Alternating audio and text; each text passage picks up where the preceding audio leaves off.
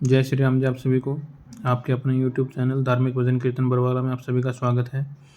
जैसे कि आप सभी को पता है कि आज देवउठनी 11 है, यानी कि प्रबोधिनी यानी देवोत्थान एकादशी है। जैसा कि मैं आप सभी को हर एकादशी के व्रत में बताता हूँ कि एकादशी व्रत की बहुत बड़ी महिमा होती है। व्रत एवं उपवास से मन के साथ साथ आत्मा की तो शुद्धि होती ही है। व्रत एवं उपवास में आहार का त्याग एवं सात्विक भोजन का विधान होता है। इसलिए उपवास आरोग्य एवं दीर्घ जीवन की प्राप्ति का उत्तम साधन होता है। जो व्यक्ति नियमित रूप से व्रत एवं उपवास करते हैं उन्हें उत्तम स्वास्थ्य की प्राप्ति होती है। उपवास के महत्व को तो अब आधुनिक विज्ञान भी स्वीकारने लगा है। उपवास की महिमा का वर्णन करते हुए नारद पुराण में तो यहाँ तक लिखा है कि गंगा के समान कोई तीर्थ नहीं, माँ के समान कोई गुरु नहीं, भगवान विष्णु के समान कोई देवता नहीं तथा व्रत उपवास जैसा कोई तप नहीं है। सभी व्रतों में एकादशी व्रत को सर्वोपरि माना जाता है। प्रत्येक माह में 2 एकादशी आती हैं, यानी कि वर्ष भर में 24 एकादशी होगी।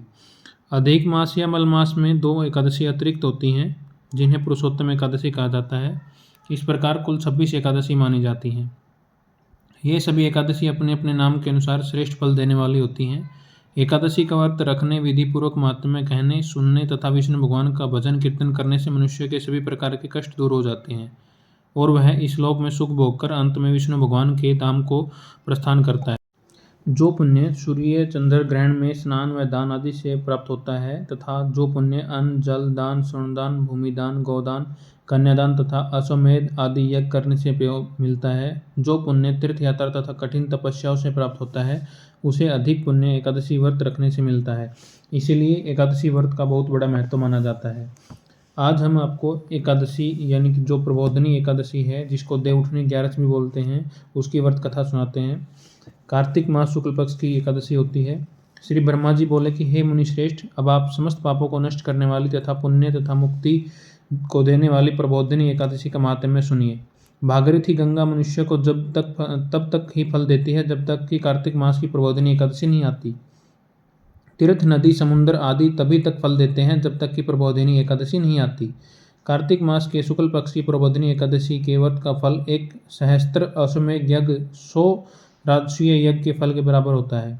नारद जी ने पूछा कि हे पिता, एक संध्या को भोजन करने से, रात्रि में भोजन करने से तथा पूरे दिन उपवास करने से क्या क्या फल मिलता है, उसे आप मुझे समझाइए।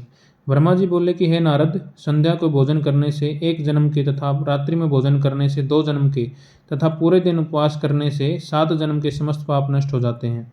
जिस वस्तु का त्रिलोक में मिलना दुष्प्राप्य है, वह वस्तु प्रबोधिनी एकादशी के व्रत के प्रभाव से प्राप्त होती है तथा सुमेरु पर्वत के समान कठिन पाप क्षण मात्र में ही नष्ट हो जाते हैं। अनेकों पूर्व जन्म के किए हुए बुरे कर्मों को प्रबोधिनी एकादशी का व्रत क्षण भर में नष्ट कर देता है।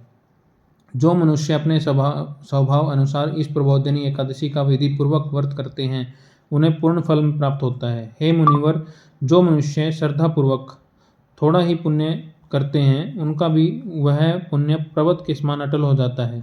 जो मनुष्य अपने हृदय के अंदर ही ऐसा ध्यान करते हैं कि प्रबोधिनी एकादशी का व्रत करूंगा, उनके 100 जन्म के पाप नष्ट हो जाते हैं। जो मनुष्य प्रबोधिनी एकादशी को रात्रि जागरण करते हैं, उनकी बीती हुई तथा आने वाली 10 पीढ़ियों विष्णु लोक में जाकर वास करती हैं। नरक में अनेक दुखों को भोगते हुए पितर विष्णु लोक में जाकर सुख भोगते हैं। ब्रह्म हत्या आदि महान पाप भी प्रबोधिनी एकादशी के दिन रात्रि जागरण से नष्ट हो जाते हैं। समस्त तीर्थों में जाने तथा गो, स्वर्ण, भूमि आदि के दान का फल कार्तिक मास के शुक्ल पक्ष की प्रबोधिनी एकादशी के रात्रि जागरण के फल के बराबर होता है। इस संसार में उसी मनुष्य का जीवन सफल है जिसने प्रबोधिनी एकादशी के व्रत के द्वारा अपने कुल को पवित्र किया है। संसार में जितने भी तीर्थों की आशा की जाती है, वह सब प्रबोधिनी एकादशी का व्रत करने वाले के घर में रहते हैं।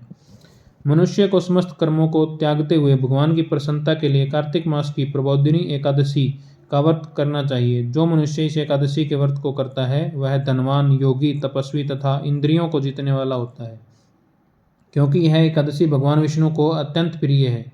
इसके व्रत के प्रभाव से कायिक और मानसिक पाप नष्ट हो जाते हैं। जो मनुष्य इस एकादशी के दिन भगवान की प्राप्ति के लिए दान, तप, होम, यज्ञ आदि करते हैं, उन्हें अक्षय पुण्य मिलता है।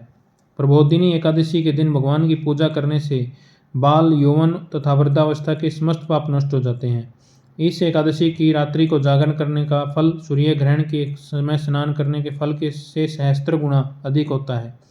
मनुष्य जन्म से लेकर जो भी पुण्य करता है वह पुण्य प्रबोधिनी एकादशी के व्रत के पुण्य के समान सामने व्यर्थ है।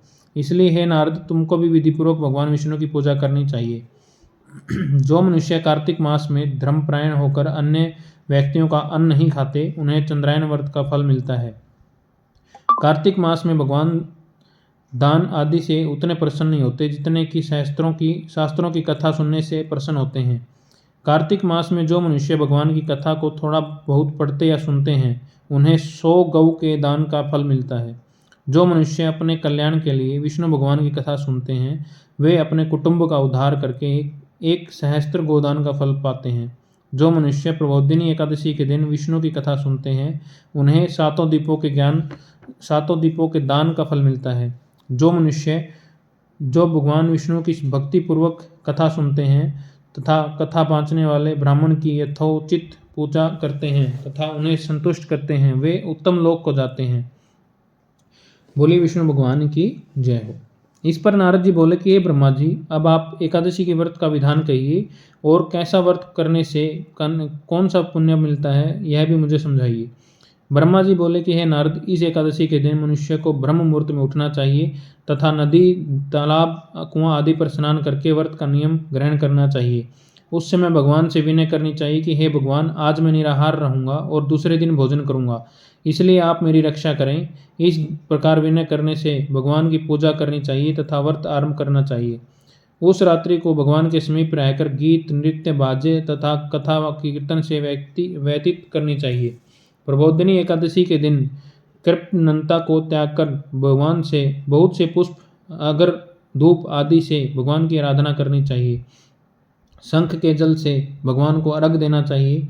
इसका फल तीर्थदान आदि से करोड़ गुना अधिक होता है। जो मनुष्य अगस्त्य पुष्प से भगवान की पूजा करते हैं, उनके सामने इंद्र भी हाथ जोड़ते हैं। कार्तिक मास में जो विल्व पत्र से भगवान की पूजा करते हैं, उन्हें अंत में मुक्ति मिलती है।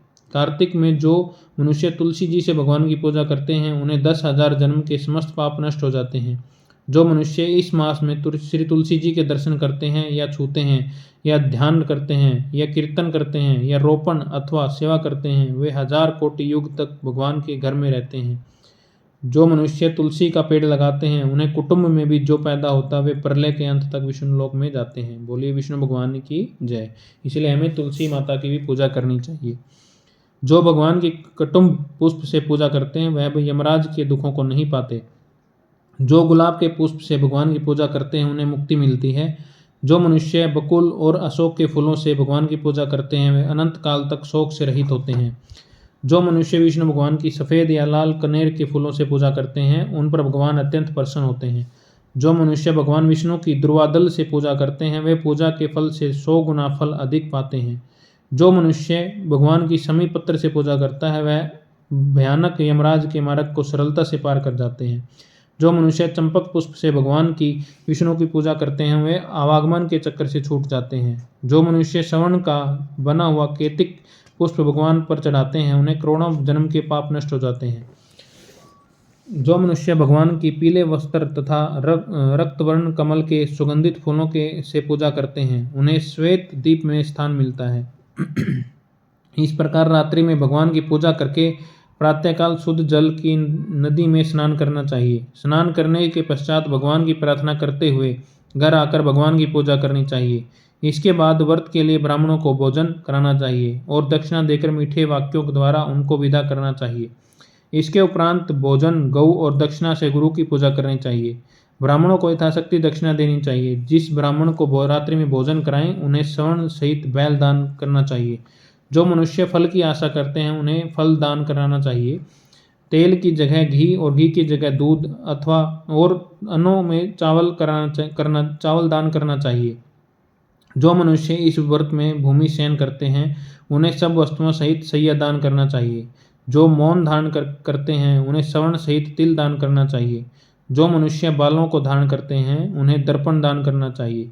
जो मनुष्य कार्तिक मास में उपान्याय धारण नहीं करते, उन्हें उपान्याय दान करना चाहिए। जो इस मास में नमक त्यागते हैं, उन्हें शक्कर दान करनी चाहिए। जो मनुष्य नित्य प्रति देव मंदिरों में दीप जलाते हैं उन्हें स्वर्ण या तांबे के दीप को घी तथा बत्ती सहित दान करना चाहिए। जो मनुष्य चतुर्मास्य व्रत में किसी वस्तु को त्याग देते हैं उन्हें उस दिन से पुनः ग्रहण करनी चाहिए। जो मनुष्य प्रबोधिनी एकादशी के दिन विधि पूर्वक व्रत करते हैं उन्हें अनंत सुख मिलता है और अंत में स्वर्ग को जाते हैं। जो मनुष्य चतुर्मास्य व्रत को बिना किसी विघ्न को पूरा कर लेते हैं उन्हें फिर दोबारा जन्म नहीं मिलता। जिन मनुष्यों का व्रत खंडित हो जाता है वह नरक को जाते हैं। जो मनुष्य इस एकादशी के महात्म्य को सुनता व पढ़ता है उसे अनेक गौदान का फल मिलता है। बोलिए विष्णु भगवान की जय। बोलिए एकादशी माता की जय। यह प्रबोधिनी यानी कि देव उत्थान एकादशी की व्रत कथा समाप्त होती है। इस एकादशी का अपनी जगह बहुत बड़ा महत्व है। आप सभी से मेरा यही आग्रह है कि आप चाहे कोई भी एकादशी का व्रत करें लेकिन देव उत्थान एकादशी यानी कि देव उठनी एकादशी का व्रत अवश्य करें। आइए आरती करते हैं एकादशी माता की। ओम जय एकादशी माता विष्णु पूजा व्रत को धारण कर शक्ति मुक्ति पाता। ओम जय एकादशी माता तेरे नाम गिनाऊं भक्ति प्रदान करनी मैया भक्ति प्रदान करनी। गुण गौरव की देवी माता शास्त्रों में वर्णी। ओम जय एकादशी माता माघ शीर्ष के कृष्ण पक्ष की उत्पन्ना होती मैया उत्पन्ना होती। शुक्ल पक्ष में होए मोक्षदा मुक्तिदाता बन आती। ओम जय एकादशी माता पौ मास के कृष्ण पक्ष की सफला नाम कहे मैया सफला नाम कहे। शुक्ल पक्ष में होए पुत्रदा आनंद अधिक रहे। ओम जय एकादशी माता नाम सट्टिला माघ मास में कृष्ण पक्ष आवे मैया कृष्ण पक्ष आवे। शुक्ल पक्ष में जया कहावे विजय सदा पावे। ओम जय एकादशी माता विजय फागुन कृष्ण पक्ष में शुक्ला आमल की मैया शुक्ला आमल की। पाप मोचनी कृष्ण पक्ष में चैत्र महाबली की। ओम जय एकादशी माता चैत्र शुक्ल में नाम कामदा धन देने वाली मैया धन देने वाली। नाम बरुथनी कृष्ण पक्ष में विशाख महावाली। ओम जय एकादशी माता शुक्ल पक्ष में होय मोहिनी अपराज्येष्ठ कृष्ण पक्षी मैया अपराज्येष्ठ कृष्ण पक्षी। नाम निर्जला सब सुख करनी शुक्ल पक्ष रखी। ओम जय एकादशी माता योगिनी नाम आषाढ़ में जानो कृष्ण पक्ष करणी मैया कृष्ण पक्ष करणी। देवसैनी नाम कहायो शास्त्रों में वर्णी। ओम जय एकादशी माता मैया जय एकादशी माता कामिका श्रावण मास में आवे कृष्ण पक्ष कहिए मैया कृष्ण पक्ष कहिए। श्रावण शुक्ला होय पुत्रदा आनंद से रहिए। ओम जय एकादशी माता अजा भाद्रपद कृष्ण पक्ष की परिवर्तनी शुक्ला मैया परिवर्तनी शुक्ला। इंद्रा अशिवन कृष्ण पक्ष में व्रत से भवसागर निकला। ओम जय एकादशी माता पाप कौन सा है शुक्ल पक्ष में पाप हरण हारी मैया पाप हरण हारी। रमा मास कार्तिक में आवे दुख सुखदायक भारी। ओम जय एकादशी माता देवोत्थानी शुक्ल पक्ष की दुख नाशक मैया मैया दुख नाशक मैया। लौंद मास की करूं विनती पार करो नैया। शुक्ल लौंद में होए प्रज्ञनी दुख दरिद्र हरणी मैया दुख दरिद्र हरणी। परमा कृष्ण पक्ष में होती जन मंगल करणी। ओम जय एकादशी माता जो कोई आरती एकादशी की भक्ति सहित गावे मैया प्रेम सहित गावे। जन सामान्य स्वर्ग का वासा निश्चय वह पावे। ओम जय एकादशी माता मैया जय एकादशी माता।